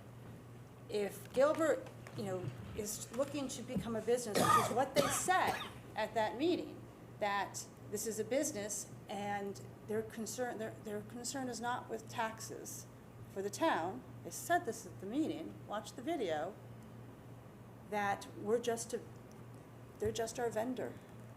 That's not a team player, that's not working together. And I think that's something we all need to look at and factor in. So that's why I asked for this to be on as a discussion item today, and Selectman Bishop agreed with me, and so that's why it's on there. And so I've said my part. I would like there to be an opportunity to have an understanding of how this is going to impact. I'd like to know if there's a way to determine how funds are going to be spent, and whether we are actually going to be sort of picking up expenses that are related to not the education of our children, but the education of the foreign students, or whatever other program that they're going to be developing through this. And if there's something about a summer program, or something like that, there's got to be some free flow of information, some transparency. And I'm not, didn't see that. And the way this was handled was dismissive and just did not take the town into consideration. We were not a factor in the decision. And this is a school that is looking now at some point to take over our entire educational system, and they won't communicate this type of stuff with us. They've minimized our role in their decision-making process, and they're entering into agreements and impact us. This was not was not good friends that way. You don't treat people like that. And I know there was a lot of outrage on Facebook. There are people not understanding what the difference is and how it's going to impact us. And I'm very concerned it's going to impact us. And I don't know how it's not going to impact us. When I've had discussions with trying to seek information from Gilbert regarding finances, I'm told all the money just goes into one pot, so we can't tell you what your money is paying for. That's disturbing. That was a very disturbing revelation that I got when I did an FOI. And that's going to be the same thing? I don't know. We are going to be contributing to the payment of administrators that are administering the program, the international program. How are they going to sort that out? That was one of the justifications for doing this, was, well, we have two different administrative offices, one hand international, one hand in the school. This way we're saving money by putting them together. No, but we're paying for it now. We don't know. If there's not going to be transparency, we have a lot of issues. So that's why I brought it forward. I'm curious if anyone has any other thoughts, or any other questions, or any other information. But this is something that's going to be very concerning, and is concerning. I just wanted to qualify one thing you said. I know that there's been a lot of suggestion in the community from political bodies and from people outside that people want Gilbert to take over the education system, but I don't think there's been any actual indication from the Gilbert School that they are willing to participate in that or do that. Is that accurate? That's not accurate. My understanding is they feel that would be the best solution to trying to unify the school under their umbrella. Where do you have that information from? Because I don't think anybody on this board has ever seen anything official come from Gilbert. Oh, it's nothing that's not official, but that's when the conversations have been about the study that's due, and that's one of the things that are being looked at, who should it go under. So it is something that is being considered. Yeah, I mean, the study's looking at that option, and I don't disagree. This latest development is something we need to take a close look at as it continues, and they look at how they're going to send their budget to us. But I think to Selectman Bishop's point, let's be careful that when we talk about them wanting to take over the school system, they've never officially notified us of that or the Board of Ed of that, and I think we just need to be careful how we frame that. That is accurate, though I do think it has been a discussion item in your negotiations for the contract. But, no, I was not trying to say that that is what is happening, but it has been something that has been raised. And when there's been discussion with people who are affiliated with them, there's been, well, this could be the solution. So it's been put out there. It's not a formal request. It's not a formal plan. And we have the study. Do we know when that study is going to be done? I believe that study's due middle of August, and I will confirm with Julie. I believe they're looking at doing a public meeting where the study company comes in. I want to say August 20th, but please don't quote me on that exact date of when it. I don't know if the study's going to be released publicly first and then the meeting followed up, but Julie and I, we meet every other week. She's coming into the office on Thursday, so I'll get that and obviously get that advertised. In fact, completely going down a different rabbit hole, the study group individuals are meeting with me again, I believe tomorrow or Wednesday. This will be the second time that they've been in my office to ask some questions. That's going to be an interesting revelation on how that all comes out, and I think finally we can get some direction. Anything else from the board? I think when we get that study, and just in general, I mean, of all of us here, I'm the one that's been involved in the town government the shortest amount of time. And what I see is just the same groups. It's like you press a button and the same conversations start on all sides. I mean, we have to find a way forward that maybe takes another path, and I hope the study provides some help there, because everybody's points, everybody makes good points. I mean, yes, the pride and in Gilbert and all that is an important thing to consider. But I don't think that, taking another path, finding another arrangement, finding another way, finding a third path means that, Gilbert is going to go bye-bye or something. Like, maybe things can be morphed into something new and better. I just feel like it's the same back and forth and back and, we've got the two sides and nothing. I mean, seems like it's been going on decades, and I mean, we got to find a way that works for everybody. I mean, there's got to be a way that we can, be responsible to taxpayers. We can, find a way to make Gilbert work within our town, maybe in a new way. Maybe, I don't know, if we end up building another high school, Gilbert may become a different, kind of school that may become the prestigious private school that many want. I don't know, but there's got to be a way that we can find a way to meet the needs of Gilbert, to meet the needs of the taxpayers, to educate all of our children well. And I'm just, like I said, I'm kind of the new one here, and it's just like, it's like you just press a button, and then it's like the sides go back and forth. But like, we gotta find, and I really hope this study has some really good outside information, because it seems like from the inside, it's just a bang, bang, back and forth. I'm really looking forward to what these people from the outside have to say. So, I've been involved with Gilbert since I moved to Winchester 36 years ago. My wife went to Gilbert, my daughters went to Gilbert, my grandchildren went to Gilbert. As far back as I can remember, there's always been a lot of animosity towards Gilbert and a lot of support for Gilbert. And it's the same situation we're in today. I think situations like this, this was a Gilbert decision amongst two Gilbert entities, that we could call them and ask them to do something about it. They're just gonna hang the phone up. They're a private entity. They are a vendor of ours. I think this is more the purview of the Board of Education than it is the Board of Selectmen, which may just be my personal opinion. After last Selectmen's meeting, there's some questions about enrollment and this and that. We can't get information, we can't get that. I had the information a half hour after the meeting that someone had in an email, said, well, we asked a year and a half ago and we were provided with it immediately. So sometimes I believe it's how they're asked, how they're approached. But I really don't see where this is our purview, just my opinion. I think anything that affects our town is within our purview. Well, we do need to be careful, because they are under the Board of Education. It's no different than us telling the school board to select a different company to run their cafeteria than at Advance, or to select a different bus company, or a different company to do their electrical work. That's under them. We control their pocketbook, but that's about the extent of where our involvement is with all the schools, not just Gilbert. So we do have to walk a fine line. We could certainly share our opinions, however. Oh, absolutely. And I think that is where this board can have influence over where this all ends up. Because Kevin is absolutely right. We have spent, I don't know, is it 75 or 100 years having the same argument with ourselves over and over again? Yep.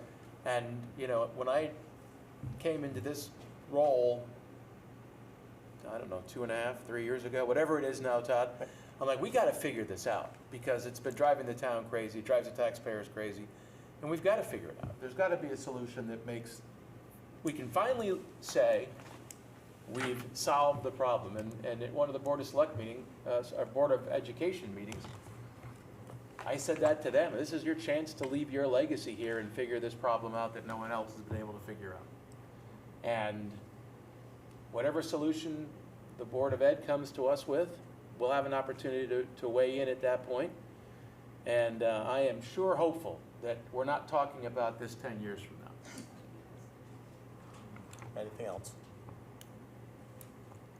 All right, moving on to item H, Wallens Hill discussion, the impact on the schools and infrastructure. Town Manager Harrington. Thank you, Mr. Mayor. So with us tonight is our Director of Public Works, Jim Rollins. I did reach out to the head of schools and our superintendent of Winchester. Unfortunately, both did have commitments. It was short notice. I think that email went out to them on Thursday. Really quick, they both sent me back an email, which I will send to the board as well. I'll start with WPS. I'll paraphrase. We were looking at projections of 35 to 40 students, adding them into the mix of WPS. Her comments are that some grade levels have more room than others. She wouldn't want to assume all 35 or 40 kids would end up at one grade level. I think we all know that would be a problem, and nor that probably wouldn't happen. But at WPS, they have room to bring in those kids, and they're not seeing any additional cost that they would be taking on. Flipping over to the Gilbert side, Mr. Susi said the exact same thing. He's thinking that any additional growth in the town is a great thing for the town, long-term success of the town, and any additional kids that would hit, the 7th through 12th grade, that he'd be able to fit them in without seeing any huge additional cost to the town as well. So it was a glowing report from both of our schools. They are very much excited, as I think we all are, to see something get developed up at the 118 acres, and that they would welcome any of the kids that perhaps moves in there with open arms and looking forward to educating them. So both of them felt they could bring on 35, 40 kids, no issues. I'll also add, I reached out to Goman in York, and I asked, is 35, 40 kids roughly a good number when you're looking at 100 to 130 homes? And they said, that's a good number. You have to keep in mind, families of 4 are rare nowadays. It's families of 3, meaning 1 child, or 2, or potentially 3. But the norm right now is families having 1 or 2 children. If we go back several years ago, families of 4, 5, 6 are more common. But nowadays, what they're seeing down at Goman in York is that families are much, much smaller. There are outliers, right? There are. But families nowadays are much more smaller than they were back in the 80s and 90s. So they felt 30, 40 for anywhere from 100 to 130 homes is a good number to use. So to summarize what those emails said is the schools can take on these 30 to 40 additional students from this development without significant increase in the Board of Ed budget. That is correct. You're looking at, you're already paying that teacher in 5th grade, right?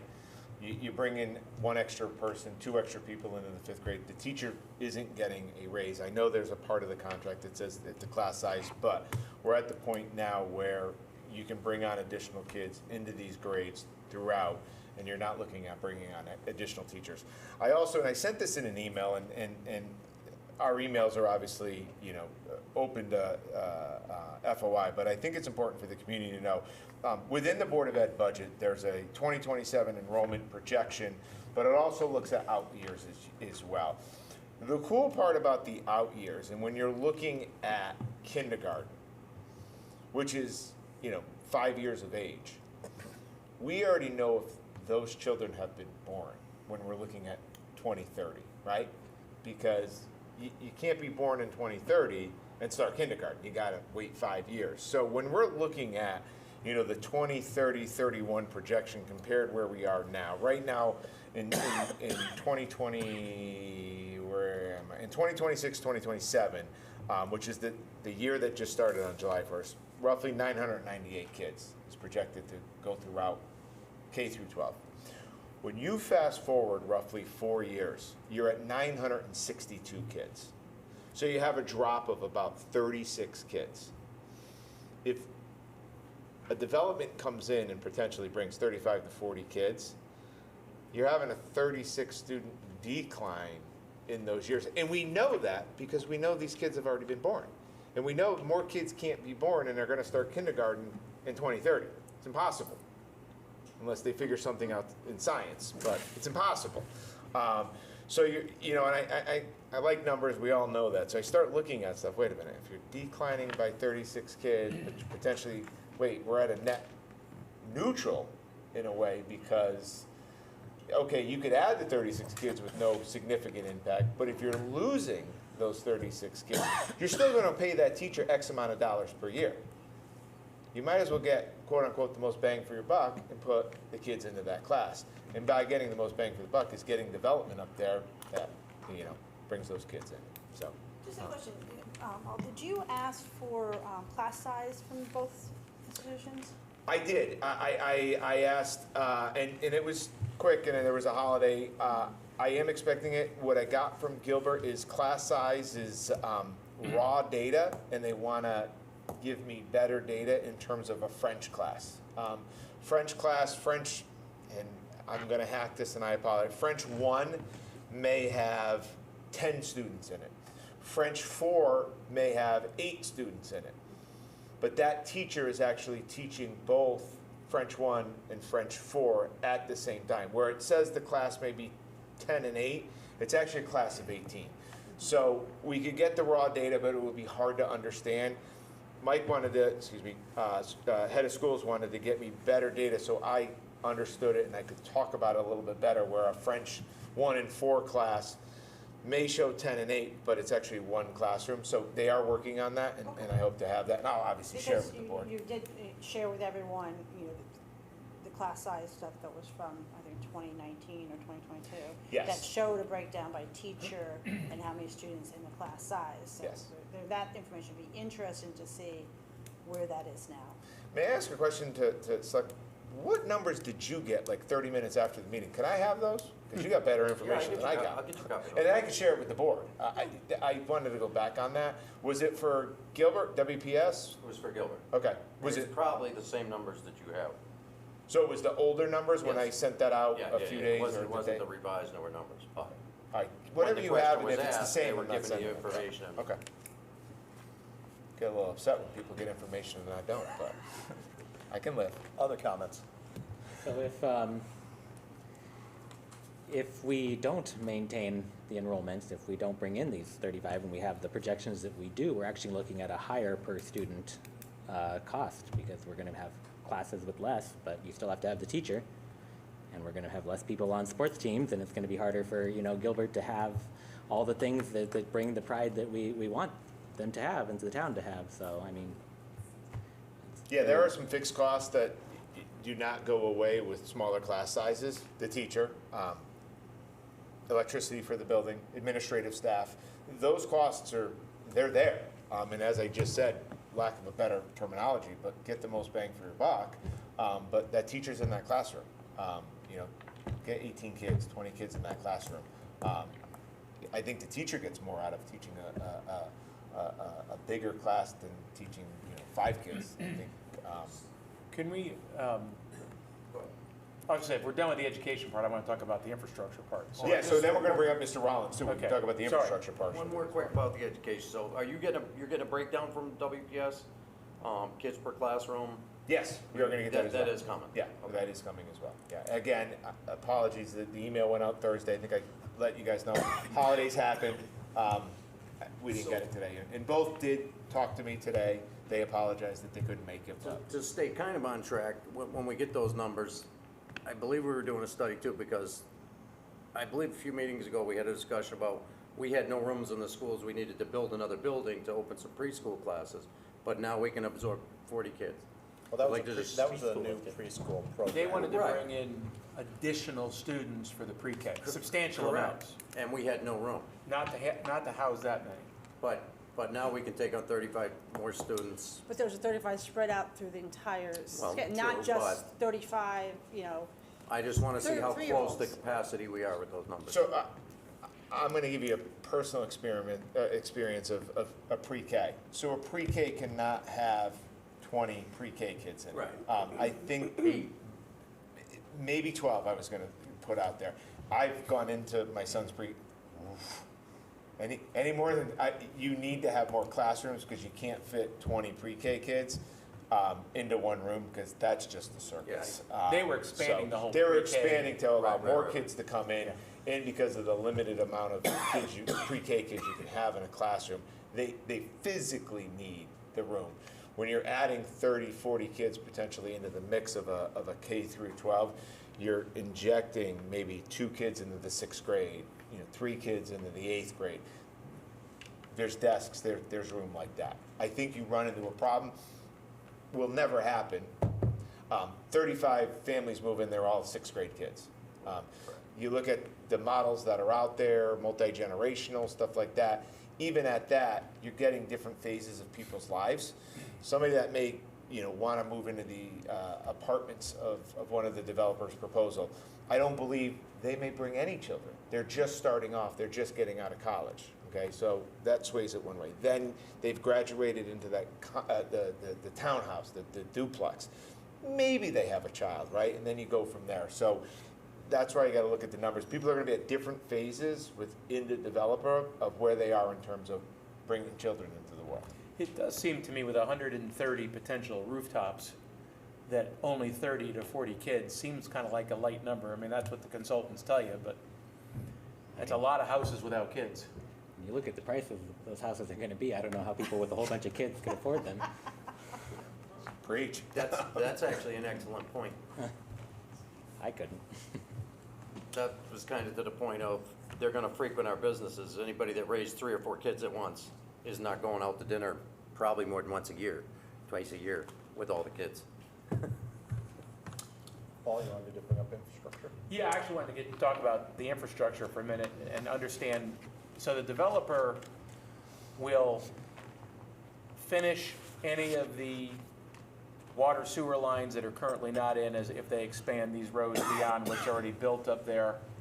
They'll put all the drainage in, and they will do the first paving of the roads, I presume, before they turn it over to us. Is that typically how the plan goes? Yeah, that's typically how the developers want to do it. Here, a lot of the infrastructure is in place. They do have to do their due diligence and test it out. We did a kind of a preliminary look at it, and it seemed like it was in pretty good shape. So there's roadway infrastructure, there's water, there's sewer, there's storm drains, there's sediment retention basins, and they need to be improved, but they're there. But ultimately, they do want to hand it off because they don't want the responsibility any more than I do. But, Yeah. but and that's part of the negotiations. What I don't know. I read the two reports. One seems like it's just more of the same of what we have around town, and one seems kind of refreshing and new. Either of them, I think, we've got plenty of water and sewer capacity for it. You add another mile of road, you add some catch basins, you'll have winter maintenance and sweeping and stuff like that, which adds to the, early costs. But it's 15 years down the road, you start doing your... $2 million a mile for roads down the road. Right, right. Yeah, by then it'll be 2 million, Well, that's kind of what I want. So I don't know, is it a mile of road total? Is that what it'll end up being? Something like that. So they're gonna put the roads in, they're gonna deliver it to us as a clean, new road with drainage and all of that. And then from there, we take over immediately the plowing and the sweeping and preventative maintenance. Keeping in mind, Chip seal, clean we the will catch not basins. receive the road unless it's a town standard, Correct. right? It's So gotta be built there right. has to be the right amount of asphalt. We're not gonna get like a bad road that immediately we're gonna have to go out and throw money at it. This is gonna be a town standard road before we accept it, streetlights, all of that. And then if it meets the town standard, if it's part of negotiations, if it is, we would receive it. If not, but they would need the inspections to make sure it is at the town standard. So we're not gonna inherit a bunch of problems on day one because it's at town standard. Regardless of which proposal is accepted, we still are gonna take, Right. that this is what's gonna happen. Well, assuming Yeah. that's the proposal they're gonna make, which I'm sure they would want that, whether that's the proposal you accept is another story. Okay, I'm just saying that we're gonna have, sweeping and Yeah. snow maintenance and road maintenance, Assuming the regardless. town takes over the road, yes. Yes. There's gonna be, something new to us there. We don't have any, currently, we don't have any stormwater detention or retention basins. That's gonna be new to us as to how frequently to maintain it. Along with most developments, commercial development in particular, you get a maintenance plan that's part of your wetlands application that goes in, and there's supposed to be follow-up that they do that maintenance. I don't know that that even gets done, but it's gonna fall on us, and we're gonna have to do it. I don't know what that's gonna take yet, I think it'd be useful for you to provide us with things that we might wanna look at during this negotiation that's going to impact the infrastructure that the town will be Yeah. responsible for. I'd be happy to do that as long as I see what they're trying to negotiate as their deal. To go into that as an open-ended thing, could take a lot of effort, but if they come to me with, I have a pretty good idea what they'll probably want, and it's probably reasonable, but, though, there's a lot of things there that, who's gonna own the sewer grinder pumps? You know, the only reason we own them at the lake is because we were required to own them and maintain them until the loan was paid. You know, this time there's no loan, it's not through USDA, they're not making the rules. I really don't want to inherit another 100 of those. It's, you know, it's right, so these are the kinds of things that can make or break, you know, Do all whether new it's, properties have grinder pumps, Jim, or is So, it? yeah, I this thought the lake was unique because it has the pump and, this is a really interesting situation. They are uphill of the sewer plant, how but can they they, be uphill to anything?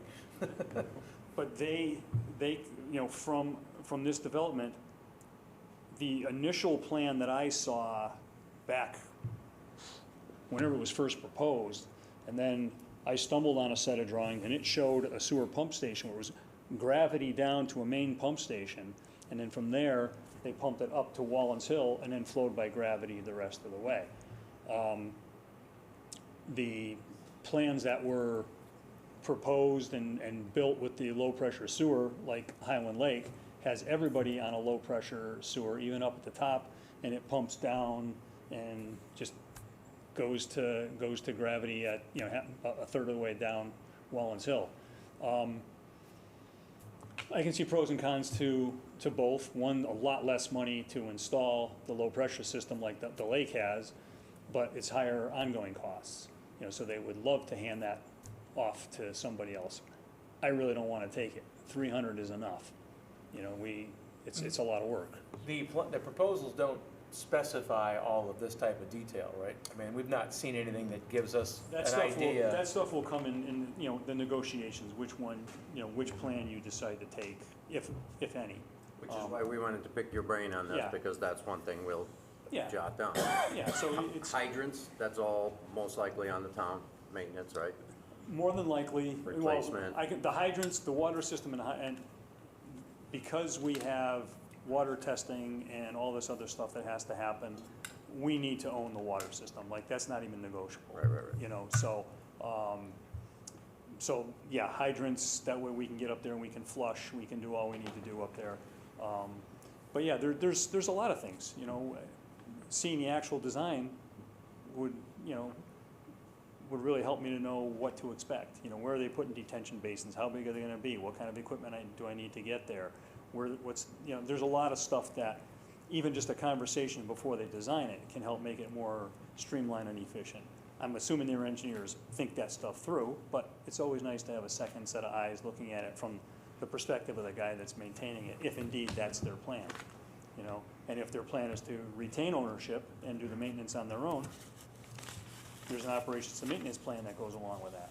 So, and then you have to have the follow-up by the town to make sure they're doing it. So it's a negotiation process. You know, they came in with their offer. This is basically what we want to build. You know, they're going to dig a test hole and find something that doesn't allow something, so there's going to be a change. You know, it's not black and white, cut and dry. So it's a starting point. You look at that, and then you move from there. But that's how I see it. But as far as the infrastructure, you know, I don't know if there was a traffic study done to see how it can handle, how the roads can handle the traffic, what the intersections are like, you know, any of that stuff. But 130 houses with how many different, you know, egress points out there. If you're heading, are you gonna go up over Old North Road? You're gonna come down Wallens Hill? You're gonna head out to Route 20? There's so many ways out of there. I think it's gonna disperse pretty quickly. But there will be some increased traffic, and, you know, so there's things to be mindful of, and, you know, until you see really, you know, working hand in hand with them with the details, I think can help, you know, but knowing the concept and knowing that the water and sewer infrastructure can handle the added load, and similar to what the schools say, we have our fixed costs. The sewer plant costs what it costs, the water plant costs what it costs, having the pipes in the ground costs what it costs. So you get more customers and helps defray that cost a little bit more. So there's some benefits, you know, as well. But there's always benefits and there's always detriments. You know, it's gonna cost you wherever you gain something, you lose something. So trying to find what works for, you know, one of the developers and what works for us, that's the art, you know, so. But I think to answer your question, I think the infrastructure can handle it. You know, Wallens Hill is gonna need some love before they can really, you know, I'd kind of like to wait until after they do construction before we rebuild the road, just because of all the heavy equipment. But after that, I think it would deserve to, it's becoming due for, you know, some kind of road work, you know, so. Okay. Other questions? Thank you. All right. Thanks, Mr. Rollins. Thank you, Jim. Can we have a motion to go into executive session to discuss the Wallens Hill negotiations? I make a motion to go into executive session to discuss the Wallens Hill contract negotiations and bring Mr. Harrington with us. Second. Second, we have a motion, all in favor? We enter executive session at 8:52.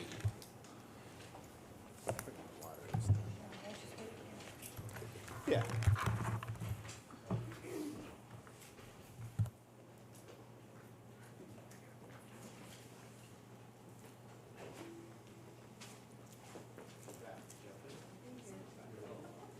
Don't leave us now.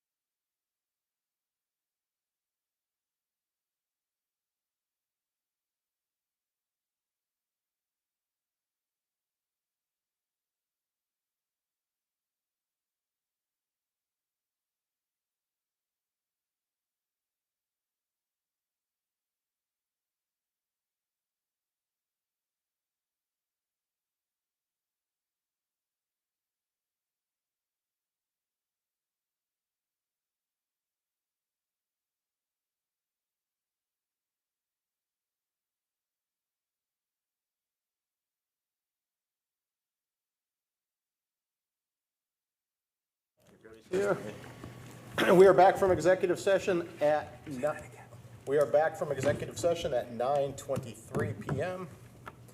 Do we have a motion? I'd like to make a motion for the negotiation committee to be Selectman Paul Marino and Selectman Cheryl Heffernan McGuinn, along with town manager. Is there a second? Mr. Harrington. Is there a second? Second. Any discussion? All in favor? I'll get those negotiation meetings set up quickly. Get this moving. And just for the record, those are with both companies. Yes. Item 11, citizens' comments. The Board of Selectmen welcomes public comments. Speakers be limited to 3 minutes and may speak once. Anyone wish to speak?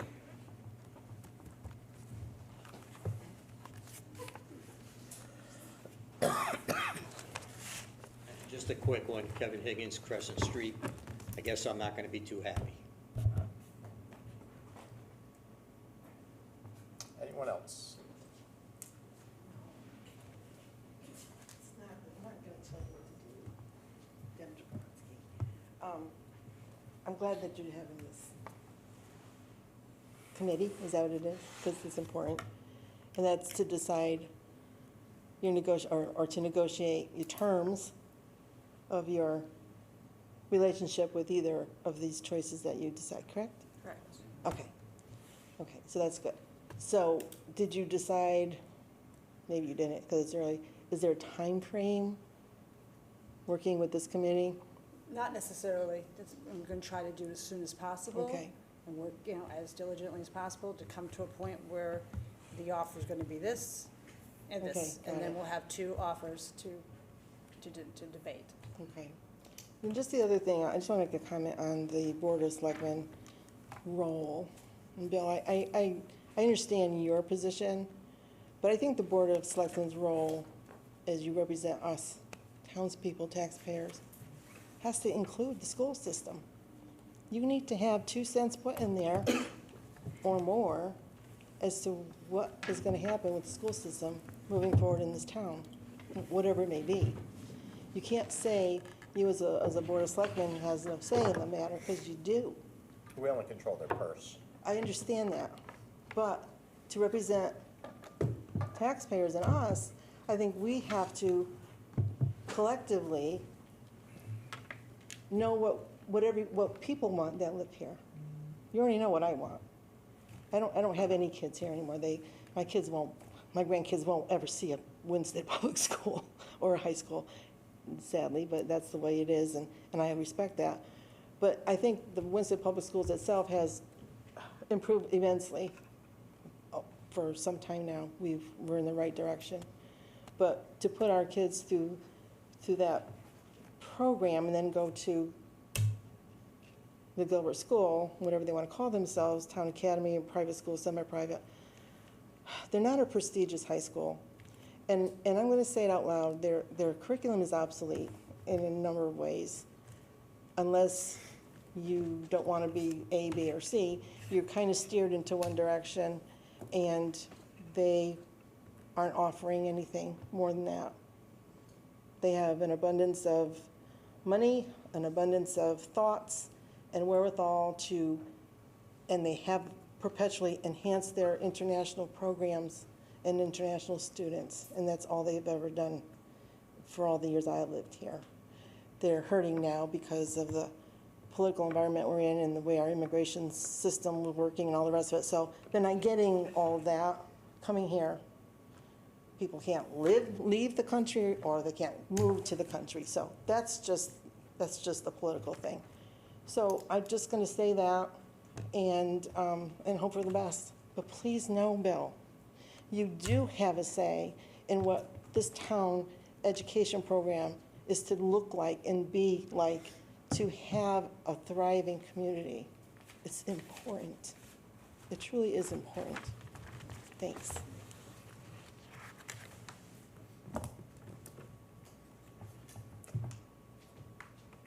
Selectmen comments and reports. So I'd just like to address something about negotiation process, so that everyone's very clear. The proposals we have from these 2 developers are proposals. Our job is to negotiate the terms down to where they're at their bottom, we're at our bottom. If we come to a meeting lines, so we're gonna end up with 2 proposals. So, they may be asking for certain things like tax abatements, and both groups are asking for tax abatements of one nature or another. That doesn't mean that's gonna be the end of the proposal. Everything is subject to negotiation. So I wanna rest assured, so our goal in this is to come back with what their best offer is for both of the companies, and then we can debate what's the best out of those 2 for the town. That's where we're at. So to form opinions or conclusions as to, because this one has this ask and this one has that ask, we're premature. These are proposals, these are not the final offer. And that's what our job is going to be on the negotiating team, is to get down to the final and then have that presented and debated, and for the community to have input on that in meetings and during our debate and all the select people. I just want to make that very, very clear. So, the proposals are important to look at and be familiar with, but please understand that's not the end result.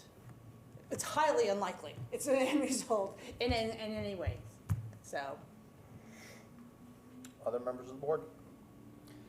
I just wanted to make a comment about what former select person Perez was talking about, enforcement at the lake in terms of policing, and I watch it, as does she, on a regular basis, and I had actually been speaking with Town Manager Harrington about getting the enforcement out there more regularly and longer and into the evening when it's desperately needed. So please take a message back to the chief from hopefully not just me, but this entire board, that we want the patrol in the areas of town where it's required, and that includes the lake.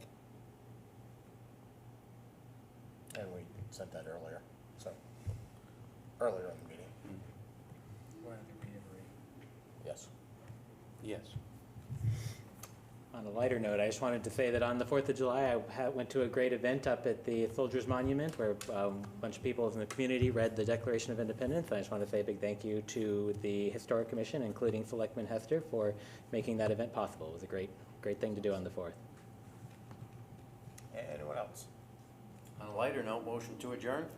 Is there a second? Second. All in favor? 9:31.